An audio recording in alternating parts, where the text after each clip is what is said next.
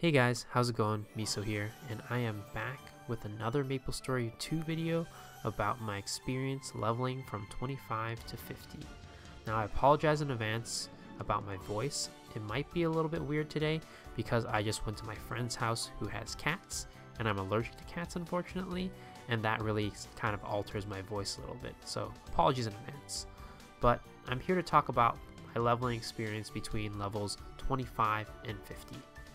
And the first thing that I really noticed was that it took a lot longer to get from 25 to 50. It took me 2 hours to get to 1 to 25, and for 25 to 50, it took me 5 hours, which is over twice as long. And, I can do math. And in these 5 hours, I was pretty much just doing the main storyline quests all the way to level up. And this was something that I knew going in. So thank you so much to my viewer Hamiko, who commented in the last video, my 1 to 25 video, saying that 1 to 50 is still going to be mostly quests. And he also mentioned that it gets a lot harder after 50, so I have that to look forward to. But he also caveated that in CMS2, which is the version that I'm playing, they made it a bit easier. So we'll have to see how that goes, and I'll get back to you soon about that. But the leveling process between 1 and 25 and 25 and 50 was mostly the same, so I don't really have too much to report back. Alright, video's ending here. I'm just kidding. I'm not going to do that to y'all. What I want to talk about today is about questing in MMOs, and questing versus grinding. Now, Maplestory 2 has made me realize, well, not realize, it confirmed again that I really don't like questing to level that much.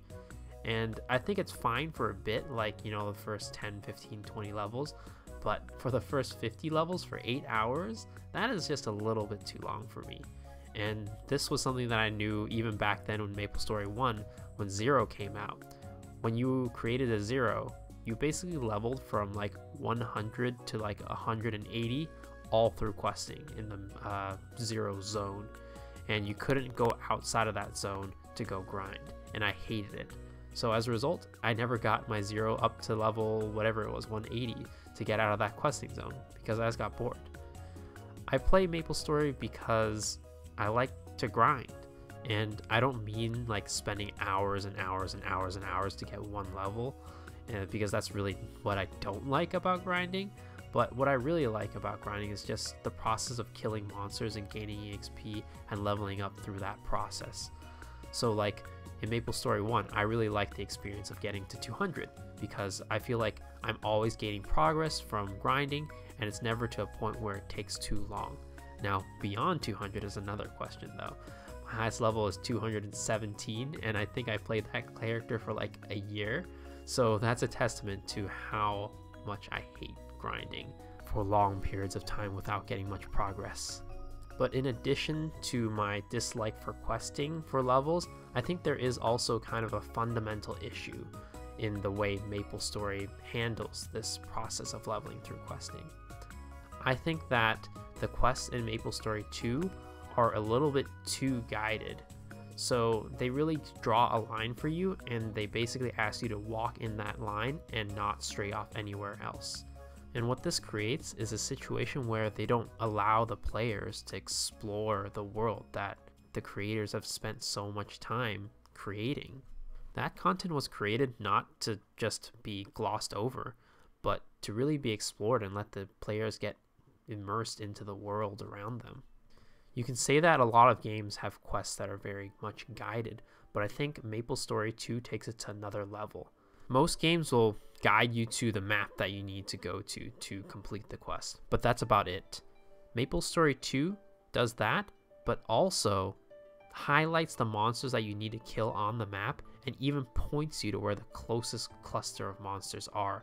So it's not really a case where you're looking around the map for the monsters and exploring the map itself. They literally tell you where it is, and you go from point A to point B without even thinking about what's around you. At least that's the impression that I got. I remember back in the day with Maplestory 1, you really didn't know what to grind on. You had to go and experiment on what monsters were the easiest or the hardest for you to kill, and what gave you the most EXP for time spent. And I feel that's really lacking here in Maplestory 2. There's not really much experimentation or exploration about what's good and what's bad, and it really just kind of tells you what to do.